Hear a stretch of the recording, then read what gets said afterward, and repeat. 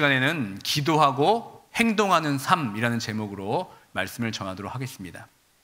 오늘 우리는 룻기 3장의 말씀을 시작하려고 합니다. 룻기 2장의 마지막 부분을 읽고 3장을 넘어가면 마치 드라마의 다음 회를 보는 것처럼 자연스럽게 이야기가 이어지는 듯 보입니다. 그런데 여러분, 혹시 성경의 절과 절 사이에 보이지 않는 긴 공백이 있다는 것을 여러분 아십니까? 룻기 2장의 마지막 절을 보면 밀과 보리 추수가 끝나기까지라는 표현이 나옵니다. 그리고 오늘 우리가 읽은 3장 1절 이 사이에는 여러분 놀랍게도 약 2달, 즉 7주 정도의 시간이 흘렀음을 우리가 알게 됩니다. 당시 사람들은 보리와 밀을 모두 거둬들인 후에 타작을 합니다. 그리고 보리 수확을 시작하는 때부터 밀 수확을 마무리할 때까지는 보통 7주 정도가 걸립니다. 그러니까 룻기 1장 22절에 보면 룻과 나오미가 이 보리 수확이 시작될 무렵에 베들레헴에 들어왔음을 기록이 되어 있습니다. 그래서 3장에서 이 마주하게 되는 사건들은 아마 시간이 꽤 지난 일로 볼 수가 있습니다. 사실 2장이 끝날 때까지만 하면 룻과 나오미에게 일어났던 지금까지의 모든 일들을 종합해 보면 모든 것이 순조롭게 진행될 것이라고 기대합니다. 룻과 보아스의 만남을 통해서 하나님께서 계획하셨던 일들이 일사천리로 진행될 것처럼 보입니다. 그런데 오늘 3장을 딱 열어보니까 보리와 밀을 수확하고 타작 마당에서 추수할 때까지가 약 2달 되는 시간 동안 룻과 나오미의 삶에는 그렇게 큰 변화가 없었습니다. 여전히 룻은 이삭을 주어만 했고 여전히 룻과 나오미는 앞으로 어떻게 살아야 할지를 고민을 계속하고 있습니다. 사실 우리는 룻과 이 보아스의 만남을 통해서 모든 것이 아주 속전속결로 진행될 것을 기대했습니다. 그런데 여러분, 생각만큼 너무나 더딘 겁니다. 사실 2달이라는 시간 동안 우리가 기대했던 일들은 전혀 이루어지지 않았습니다. 우리는 두 사람 가운데 분명히 좋은 일이 있을 것이라고 우리는 확신하지만 아직 눈에 보이지가 않습니다. 어쩌면 이 시간이 룻과 나오미에게 가장 힘든 시간이 아니었나 생각이 듭니다. 바로 이때 우리는 이 하나님의 일하심에 대해서 다시 한번 생각해 볼 필요가 있습니다. 하나님께서는 과연 어떤 방식으로 우리 삶에 역사하실까요? 하나님께서는 당신의 뜻을 우리 삶에 펼쳐 보이실 때 보통 3가지를 통해 역사하십니다. 첫째는 하나님의 뜻을 우리에게 먼저 보여주십니다. 둘째는 하나님의 방법대로 일하시고 마지막으로는 하나님의 때에 그것을 이루어 주십니다. 하나님의 뜻, 하나님의 방법, 그리고 하나님의 때를 통해서 하나님께서는 우리의 삶을 인도해 주십니다. 하나님의 뜻과 하나님의 방법, 그리고 하나님의 때, 이 3가지 중에서 우리가 가장 분별하기 어려운 것이 무엇이라고 생각하십니까? 저는 아마 이 하나님의 때를 분별하는 것이 가장 어렵지 않을까 생각이 듭니다. 분명 하나님께서 하나님의 방법대로 일하신다는 확신이 있습니다. 그런데 그 시기를 알지 못해서 답답할 때가 얼마나 많이 있습니까? 또한 하나님의 때를 기다리지 못하고 앞서 나가다가 어려움을 겪은 일은 또 얼마나 많이 있습니까? 그렇다면 우리는 어떻게 해야 됩니까? 기도하면서 하나님의 때를 우리는 기다릴 수 있어야 됩니다. 그렇다면 무작정 기도만 하면서 기다리면 되는 것입니까? 기도하는 것만으로는 우리가 하나님의 때를 잘 알 수가 없습니다. 우리는 하나님의 때를 기다림과 동시에 그 때를 준비해야 합니다. 기도하면서 우리가 가장 흔하게 저지르는 실수가 무엇이 있습니까? 우리는 종종 기도를 내가 해야 할 일을 하나님께 떠넘기는 도구로 생각할 때가 많이 있습니다. 주님, 이 문제를 해결해 주세요라고 기도하고 정작 내가 해야 할 일은 외면할 때가 너무나 많이 있습니다. 예를 들어 보겠습니다. 구역 모임에서 기도 제목을 나눌 때 대부분 우리 어떻게 합니까? 건강을 위한 기도 부탁을 합니다. 사실 더 깊고 간절한 기도 제목이 있지만 선뜻 내놓지 못하고 가장 무난하고 일반적인 기도 제목인 나의 건강을 위해서 기도해 달라고 부탁을 합니다. 그런데 여러분, 다른 사람들이 나의 건강을 위해 기도해 준다고 해서 기도 요청을 한 내가 저절로 건강해집니까? 자신은 아무런 노력도 하지 않고 하나님께 기도만 하면 이 건강이 좋아지겠냐 말입니다. 혈압과 콜레스테롤을 낮춰달라고 기도한다고 해서 높은 혈압과 콜레스테롤이 갑자기 떨어지지 않습니다. 내가 스스로 음식 조절도 해야 되고, 내가 꾸준히 운동도 해야 되고, 또 내가 약도 먹어야 됩니다. 물론 하나님께 기도하는 건 너무나 중요합니다. 그러나 여러분, 기도를 통해 우리가 해야 할 의무와 책임까지 하나님께 떠넘겨서는 안 됩니다. 또한 사람과의 관계에 어려움이 있을 때 우리는 기도합니다. 사람의 마음을 돌이키는 것처럼 여러분 어려운 것이 어디 있습니까? 이때는 하나님께 정말 간절히 기도해야 합니다. 그러면 하나님께서 역사해 주셔서 상대방의 마음을 바꿔주십니다. 저도 이런 기도를 통해서 여러 번 상대방과의 갈등이 해결되는 경험을 한 적이 많이 있습니다. 그러나 동시에 여러분, 우리도 그 사람과의 관계를 개선하기 위해서 우리도 해야 할 몫이 있다는 것입니다. 잘못한 것이 있다면 우리가 그 사람에게 잘못을 구하고, 오해가 있으면 오해를 풀려는 그 행동을 해야 합니다. 아무것도 하지 않고 기도만 하는 것은 내가 마땅히 해야 할 일을 하나님께 넘기는 것과 같습니다. 또 교회에서 마땅히 해야 할 전도와 선교를 위해 우리는 기도를 합니다. 그런데 기도만 할 뿐 우리 삶의 전도와 선교에 대한 구체적인 삶의 행동이 없다면 그 기도는 온전한 기도가 아닐 것입니다. 내가 직접 전도의 현장에 나가야 하고, 내가 직접 선교를 위해서 몸을 움직여야 합니다. 진정한 기도는 하나님께 정직하게 나가서 그분의 도우심을 구하는 것입니다. 이때 무작정 우리의 짐을 하나님께 옮기는 것이 아니라 오히려 그 짐을 내가 감당할 수 있도록 힘과 용기를 구하는 것이 바로 기도입니다. 기도는 하나님과 협력하여서 나의 책임을 감당하는 시간이 바로 기도입니다. 나오미는 룻을 위해 기도할 때 그저 보아스가 나타나기만을 위해서 기도한 것이 아닙니다. 기도하면서 하나님의 뜻을 분별하고 그 뜻이 이루어지도록 자신이 직접 믿음의 행동을 계획했습니다. 이처럼 여러분, 기도와 행동은 분리가 될 수가 없습니다. 기도는 우리를 행동하게 하고, 우리의 행동은 기도의 응답을 현실로 만드는 겁니다. 문제는 무엇입니까? 우리가 기도만 하고 끝난다는 것이 문제입니다. 사랑하는 성도 여러분, 만약 우리가 어려운 사람을 위해 기도했다고 여러분, 그것이 끝이 아닙니다. 그것이 전부가 아닙니다. 거기서 멈춰서도 안 됩니다. 하나님, 그 사람에게 이러한 것과 저러한 것이 필요하니 공급해 주십시오 라고 기도하면서 모든 것을 하나님께 맡긴 채 서둘러 기도를 맞춰서는 안 됩니다. 하나님께서는 그 기도를 한 나를 통해 일하길 원하십니다. 내가 그 보아스가 되기를 원하신다는 말입니다. 하나님께서 나의 기도를 들으시고 구체적으로 나에게 하실 것을 말씀하기 전에 그냥 기도의 자리를 박차고 일어나서는 안 됩니다. 하나님께서는 하나님께 기도한 나를 통해서 그 일을 감당하기를 원하십니다. 내가 다른 사람의 어려움을 호소하면서 하나님의 도움을 구하는 것으로 끝이 나면 안 되고, 하나님의 그 헤세드의 사랑이 나를 통해서 흘러가기를 원하십니다. 도움이 필요한 사람을 위해 내가 기도했다면 기도한 내가 바로 그 응답의 도구가 되어야 합니다. 앞에서 살펴본 것처럼 하나님께서는 우리의 기도를 들으시면서 답답할 때가 참 많이 있지 않을까 생각이 듭니다. 하나님께서는 우리의 기도를 들으시고 아마 이렇게 말씀하지 않겠습니까? 왜 자꾸 기도를 통해서 나에게만 떠넘기니? 너에게 어떤 일에 대해서, 어떤 문제에 대해서 기도하는 마음이 생겼다는 것은 이미 그 일을 네가 책임지도록 내가 그 마음을 너에게 준 것이다. 너는 그 일을 해결할 지혜와 용기를 달라고 나에게 기도하면 된다. 그러면 나는 너를 통해 일할 것이다. 하나님께서 우리에게 이렇게 말씀하고 계시지 않겠습니까?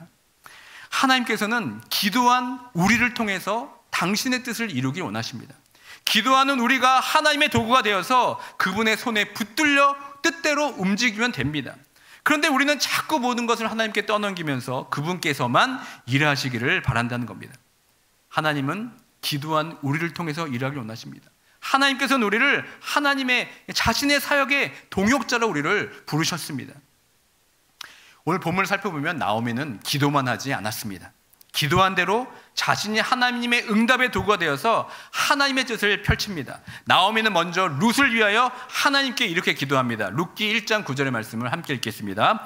여호와께서 너희에게 허락하사 각기 남편의 집에서 위로를 받게 하시기를 원하노라 하고 그들에게 입맞춤에 그들이 소리를 높여 울매. 이 기도는 나오미가 모압에서 베들레헴으로 돌아오는 길에 자신을 따라 나선 두 며느리 오르바와 룻을 위해서 했던 기도입니다.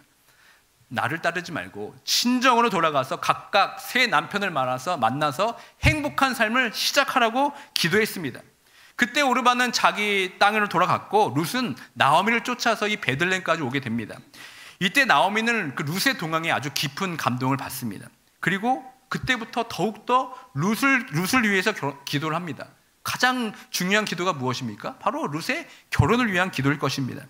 그래서 그 기도를 통해서 지금 어떻게 됩니까? 기업 물을 자 보아스를 만나게 된 겁니다. 그러니까 나오미는 하나님께서 보아스를 룻의 남편으로 예비하셨다는 확신을 갖게 된 겁니다. 그리고 어떻게 합니까? 룻의 결혼을 위해 기도하면서 하나님께 지혜를 구합니다.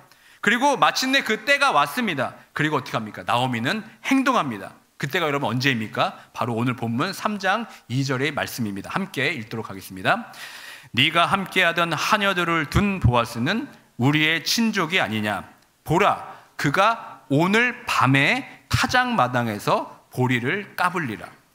나오미는 하나님께 기도만 한 것이 아닙니다. 룻과 이 보아스의 결혼을 위해서 하나님의 지혜를 구하면서 구체적인 계획을 세웠습니다. 나오미는 보아스의 룻의 만남의 때를 언제로 정했습니까? 바로 타작마당에서 보리를 까불 때였습니다. 근데 여러분, 왜 하필 타작마당에서 보리를 까불 때를 왜 D-Day로 정했겠습니까? 보통 이 보리 타작은 추수가 끝난 뒤 5월 말에서 6월 사이에 이루어집니다. 1년 농사 중 가장 즐겁고 흥겨운 축제가 있는 날이 바로 이 날입니다. 근데 지금 이 보리 타작을 지금 언제 하고 있습니까? 낮입니까? 밤입니까? 지금 밤에 하고 있습니다. 그 이유는 곡식을 까부는 일이 언덕 꼭대기 높은 곳에서 이루어졌는데 당시 그 지역은 낮에는 강한 바람이 불었고 밤에는 순풍이 불었기 때문입니다. 그러니까 낮보다 밤이 곡식 까불기에는 최고의 여건이 된 겁니다. 여러분, 이 달빛 아래에서 보리 타작하는 모습을 한번 상상해 보시길 바랍니다. 이 주인으로서 한 해 열심히 농사를 짓고 추수하는 그때의 기쁨은 아마도 최고조로 달했을 것입니다. 그때는 추수만 하고 돌아오지 않습니다. 풍악을 울리면서 한 해 동안 최고의 잔치를 즐기는 때가 바로 그때였습니다. 특히 밭의 주인인 보아스의 마음이 어땠겠습니까? 1년 중에서 가장 기쁘고 즐거운 때가 바로 이때가 아니었겠습니까? 아마 이때는 웬만한 부탁도 거절하기 어려웠을 것입니다. 나오미는 이 보아스의 마음이 가장 기쁘고 가장 즐거운 그때를 기다린 것입니다. 나오미는 기도하면서 그때가 룻과 보아스 만남의 최적기라고 생각했습니다. 보아스가 가장 기뻐하고 즐거워하면서 타작마당에서 보리를 추수할 그때가 오자 나오미는 드디어 행동에 옮깁니다. 기도하면서 준비한 룻과 보아스의 만남을 위해서 구체적인 계획을 이제 하나하나 실행하기 시작합니다. 그렇다면 나오미가 룻에게 먼저 무엇을 하라고 말합니까? 3절을 보시면 나오미는 룻에게 목욕을 하고 기름을 바르고 의복을 입으라고 말합니다. 혹자는 이 표현을 보면서 젊은 과부인 룻이 나이든 보아스를 성적으로 유혹하기 위해서 목욕하고 기름을 바르고 의복을 입었다고 생각하기도 합니다. 그런데 여러분, 그것이 아닙니다. 그런 의미가 아닙니다. 목욕하고 기름을 바르고 옷을 입는 것은 이제 남편의 죽음을 애도하는 기간을 끝내고 과부의 옷을 벗는 것을 의미하는 것입니다. 즉, 지나간 과거를 잊고 새로운 삶을 살아가라는 나오미의 제안인 겁니다. 나오미는 룻에게 남편의 죽음에 대한 애도를 끝내고 몸을 씻고 기름을 바르며 옷을 갈아입으라고 명령함으로써 룻이 이제는 일상으로 돌아와서 특히 그동안 미뤄왔던 결혼을 할 때가 되었음을 지금 알리고 있는 겁니다. 그리고 룻기에서 가장 절정인 이르는 장면이 등장합니다. 3장 4절의 말씀을 함께 읽겠습니다. 그가 누울 때 너는 그가 눕는 곳을 알았다가 들어가서 그의 발치 이불을 들고 거기 누우라. 그가 내 할 일을 내게 알게 하리라 하니. 여러분, 이 장면을 보면 좀 마음이 의심이 되지 않습니까? 상식적으로 한번 생각해 보시길 바랍니다. 늦은 밤에 젊은 과부 룻이 보아스가 잠든 그 타작마당에 몰래 들어갑니다. 그리고 그의 발치 이불에 들고 그곳에 눕습니다. 상상만 해도 너무나 이상하고 위험해 보이지 않습니까? 오늘날의 시각으로 보면은 도저히 이해하기 힘든 장면입니다. 어떤 시어머니가 며느리에게 남자가 잠든 방에 들어가라고 지시할 수가 있겠습니까? 말도 안 되는 일처럼 우리에게 들립니다. 그런데 여러분, 나오미와 룻이 살았던 그 시대를 우리가 보게 되면 이 사건이 이해가 됩니다. 나오미는 지금 엉뚱한 제안을 하는 것이 아닙니다. 당시 근동 지역에서는 형사 취수라는 제도가 있었습니다. 이는 형의 가문을 잇기 위해서 동생이 죽은 형의 아내와 결혼하여서 자녀를 낳는 제도입니다. 이 제도의 가장 중요한 목적은 형의 가문과 재산을 보호하는 것이었습니다.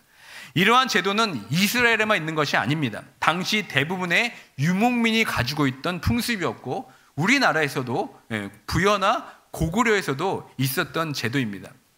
그런데 문제가 있습니다. 그 문제는 무엇이냐면 보아스가 엘리멜렉의 가문을 지켜주고 보호해야 할 가장 가까운 고엘, 즉 기업 물을 자가 아니었다는 점입니다. 그래서 나오미는 룻에게, 그러니까 네가 직접 가서 먼 친척인 보아스에게 우리 가문을 이어달라고 적극적으로 청원하라는 뜻을 지금 전한 것입니다. 나오미가 언급한 이 발치에서 이 발이라는 단어는 룻기와 다니엘서에만 나오는 아주 독특한 단어입니다. 일반적으로 이 발을 의미하는 히브리어 단어가 레겔이라고 하는데 이 단어는 사실 성적인 의미로 사용이 되기도 합니다. 그런데 나오미는 의도적으로 성적인 의미를 내포하는 레겔 대신에 여기서는 마르겔라라는 또 다른 발의 의미를 가진 단어를 사용합니다. 그러므로 보아스의 발을 들추고 눕는 것은 그의 바로 옆에 누워 있으라는 의미입니다. 나오미가 룻에게 지시하는 것은 바로 보아스에게 먼저 청혼을 하라는 것입니다. 그러면서 나오미는 마지막으로 그가 너에게 할 일을 네게 알게 하리라 라고 말합니다. 이는 룻이 보아스 옆에 누운 것을 보아스가 알게 되면 그가 룻에게 할 일을 알게 될 것이라는 의미입니다. 이는 시어머니 나오미가 보아스가 어떤 사람인지 너무나 잘 알았기 때문에 그렇습니다. 그가 룻에게 어떤 성적으로 함부로 대하지 않을 것이라는 확신이 있었기 때문에 가능한 것입니다. 나오미는 그가 지금까지 보여주었던 성품을 통해서 관대하고 자비로우며 무책임한 사람이 아니라는 것을 알았습니다. 이 시어머니 나오미의 파격적인 제안에 룻이 어떻게 반응합니까? 5절의 말씀을 함께 읽겠습니다. 룻이 시어머니에게 이르되 어머니의 말씀대로 내가 다 행하리이다 하니라. 5절에서 룻은 주저함 없이 어머니의 말씀대로 내가 다 행하리이다 이렇게 고백을 합니다. 이 순종은 여러분 단순히 시어머니에 대한 효심을 넘어선 고백입니다. 나오미를 따라 베들레헴까지 오면서 어머니의 하나님이 나의 하나님이 되시리라고 고백했던 그 룻의 깊은 신앙이 그녀를 움직이고 있는 겁니다. 룻은 이미 또 보아스로부터 이스라엘의 하나님 여호와께서 그의 날개 아래에 보호를 받으러 온 네게 온전한 상 주시기를 원하노라 라는 축복의 말을 이미 들었습니다. 그리고 룻은 나오미의 기도를 통해서 하나님의 섭리를 보았고 그 하나님께서 자신을 인도하고 계신다는 확신이 있었기 때문에 인간적으로는 두려울 수 있을지나 어두운 타작마당을 향해서 그는 용기 있게 믿음으로 발을 내디딜 수가 있었던 것입니다. 룻의 이 순종은 기도에 대한 확신을 행동으로 옮긴 믿음의 여정이었습니다. 시어머니 나오미의 제안에 룻은 아무 말 없이 순종합니다. 그리고 이 일을 통해서 이제 앞으로 살펴보겠지만 결혼에 대한, 룻과 보아스에 대한 이 결혼에 대한 본격적인 이야기가 시작이 됩니다. 이 모든 일은 여러분 하나님의 그 섭리 안에서 이루어진 것입니다. 우연인 듯 보이지만 만남부터 결혼까지 모든 것이 하나님의 뜻과 방법 그리고 하나님의 때에 맞춰서 이루어집니다. 이 모든 일은 하나님께서 작정하시고 계획하셨던 것입니다. 나오미의 기도를 통해서 하나님께서 이 일을 이루어 가십니다. 나오미는 기도만 하지 않았습니다. 모든 것을 하나님께 떠넘기지 않고 기도와 더불어서 자신에게 주어진 환경을 통해 자신의 삶을 통해 하나님의 기도의 응답의 도구가 되었습니다. 그러면 여러분, 하나님께 우리가 기도했다면 기도한 일이 저절로 진행되기만을 기다리지 마시고 그 일을 이룰 수 있는 기회가 주어졌을 때 우리가 서슴지 않고 행동해야 합니다. 자신의 일상에서 최선을 다해서 기도 응답을 위한 준비를 우리가 해야 합니다. 하루하루를 신실하고 낭비 없이 성실하게 하나님의 뜻을 구하며 행동하며 살아갈 때 그 기도는 하나님의 뜻 안에서 하나님의 방법으로 하나님의 때에 응답될 줄 믿습니다.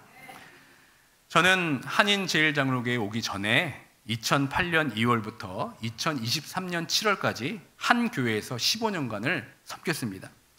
그곳에서 이제 결혼도 하고 새 아이도 낳으면서 정말 행복한 사역을 했습니다. 그 시간을 돌아보면 제가 사역자로서 교회를 섬긴 것보다 오히려 교회와 성도들이 저와 저희 가정을 섬겨주신 것이나 다름없었습니다.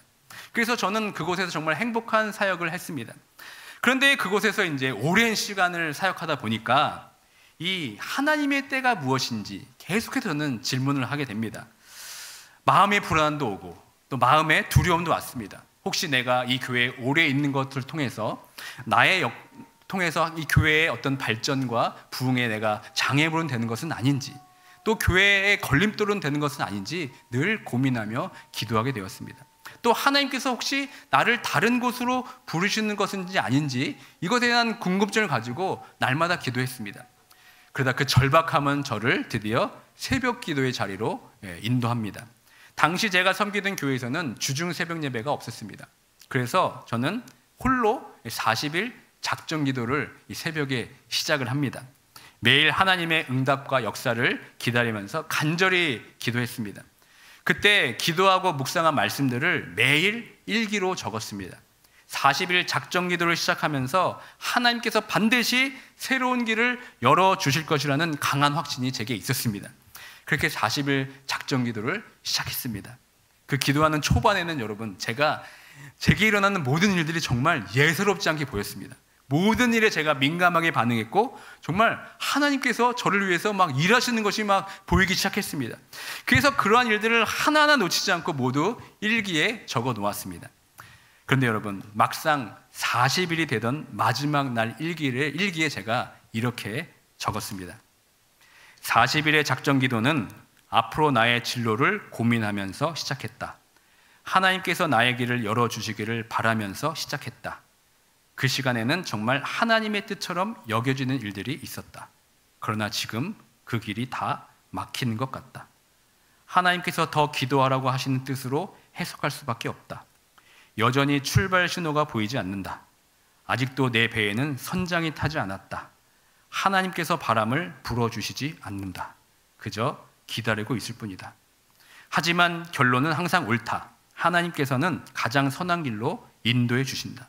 지금은 힘들고 어렵겠지만 돌아보면 하나님께서 피할 길을 주시고 인도해 주실 것이다. 지금의 모든 여정도 나중에는 잘 해석할 수 있을 것이다. 그러나 지금은 잘 헤아릴 수 없다. 그러므로 기도할 뿐이다. 오늘 이렇게 마지막으로 기도했다. 사람의 기준으로는 부족해 보이지만 하나님의 눈에는 합당한 사람이 되기를 간절히 기도했다. 보이는 상황이 무너질지라도 예수 능력이 나를 붙드네. 중심을 보시는 주님만 따르네. 주만 의지해. 이 찬양의 가사처럼 중심을 주님께 드리는 삶이 되기를 기도한다.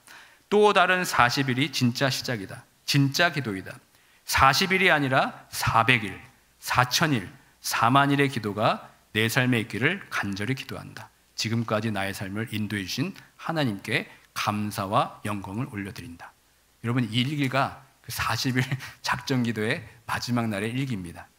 40일의 기도를 마친 후에 정말 여러분 아무 일도 일어나지가 않았습니다. 허탈했습니다. 40일이 다가올 때 되니까 제가 기대하는 일들이 일어나지 않으니까 정말 마음에 막 분노가 일어났습니다. 하나님, 제가 무엇을 잘못했습니까?